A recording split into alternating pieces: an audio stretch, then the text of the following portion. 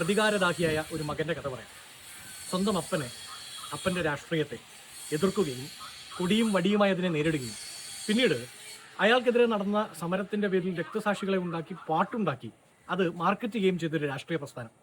അതിനോട് പ്രതികാരം ചെയ്യാൻ ഒരു മകൻ തീരുമാനിക്കുന്നു.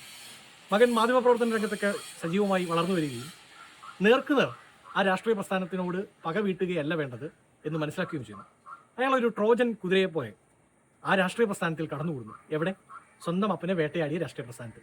പിന്നീട് നിർണായകമായൊരു തെരഞ്ഞെടുപ്പിൽ, 3ാം ടേം ആഗ്രഹിച്ചു വരുന്ന ഒരു തെരഞ്ഞെടുപ്പിൽ അതിൻ്റെ സോഷ്യൽ മീഡിയ ഓപ്പറേഷനുകളുടെയും മാധ്യമ ഓപ്പറേഷനുകളുടെയും എല്ലാം ചാർജ് ഏറ്റെടുക്കുന്നു.